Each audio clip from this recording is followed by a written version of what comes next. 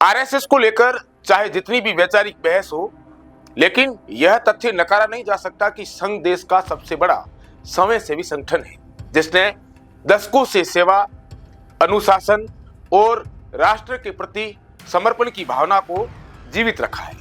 आपदा हो, सीमा पर संकट हो या समाज को संगठित करने की आवश्यकता, संघ के स्वयंसेवक हर परिस्थिति में सबसे पहले खड़े दिखाई देते हैं। संघ की विचारधारा राष्ट्र को सर्वोपरि मानने की सीख देती है और इसी कारण करोड़ों लोग संघ प्रमुख मोहन भागवत को सम्मान और श्रद्धा की दृष्टि से देखते हैं। प्रधानमंत्री नरेंद्र मोदी भी सार्वजनिक मंचों से संघ प्रमुख के लिए आदरणीय शब्दों का प्रयोग करते रहे हैं, जो इस बात का संकेत है कि वैचारिक मतभेद के बावजूद मर्यादा और सम्मान की एक लक्ष्मण रेखा होती है। इसी पृष्ठभूमि में 14 दिसंबर को दिल्ली में कांग्रेस द्वारा आयोजित रैली कई सवाल खड़े करती है।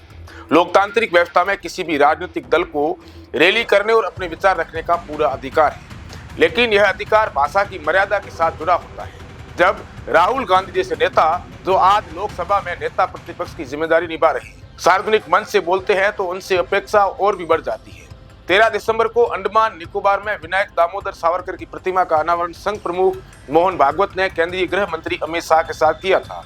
उस अवसर पर भागवत ने भारत को शक्तिशाली और आत्मनिर्भर बनाने की बात कही थी, लेकिन राहुल गांधी ने इस बयान को तोड़ मरोड़ कर पेश किया और संघ प्रमुख के लिए तू तड़ा की भाषा का इस्तेमाल कर डाला।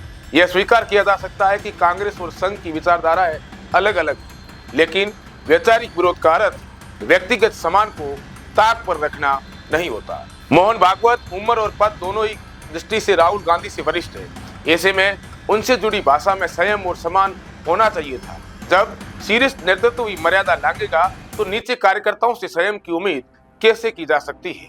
यही कारण रहा उसी रैली में कांग्रेस कार्यकर्ताओं ने देश के प्रधानमंत्री नरेंद्र मोदी के लिए मोदी तेरी कब्र खुदेगी आज नहीं तो कल खुदेगी जैसे बेहद आपत्तिजनक और अमर्यादित नारे लगाए।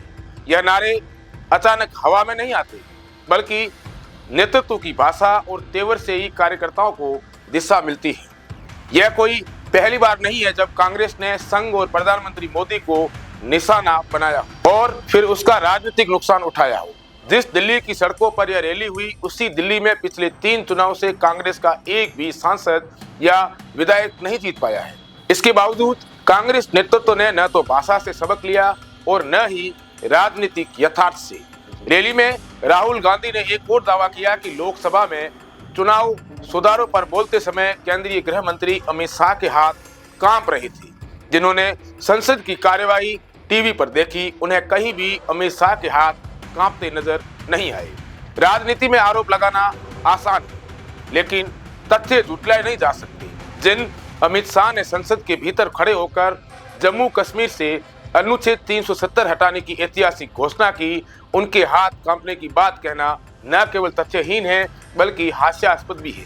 देश ने वह दौर भी देखा जब कांग्रेस और उसके सहयोगी दलों ने कहा था कि यदि अनुच्छेद 370 हटाया गया तो जम्मू कश्मीर में खून की नदियां बह जाएगी, तिरंगा उठाने वाला कोई नहीं मिलेगा। लेकिन हकीकत यह है कि अनुच्छेद 370 हटने के बाद श्रीनगर के लाल चौक पर तिरंगा पूरे सम्मान और शान के साथ लहराता दिखाई दिया। हालात सामान्य हुए, विकास की बात हुई और लोकतांत्रिक प्रक्रिया आगे बढ़ी। असल सवाल यह है कि क्या राहुल गांधी और कांग्रेस नेतृत्व अपनी भाषा और सोच पर आत्म मंथन करेंगे या फिर हर बार संघ, मोदी और शाह को अपशब्द कहकर अपनी राजनीतिक दिमाग चमकाने की कोशिश करते रहेंगे। इतिहास गवाह है कि जब जब कांग्रेस ने मर्यादा छोड़ी है, तब तब जनता ने उसे नकारा है। लोकतंत्र में विरोध जरूरी है, लेकिन विरोध यदि अपमान और उत्तेजक नारों में बदल जाए तो वह न तो राजनीति को मजबूत करता है और न ही देश को। ऐसी खबरों को देखने के लिए द बवाल के साथ जुड़े रहें।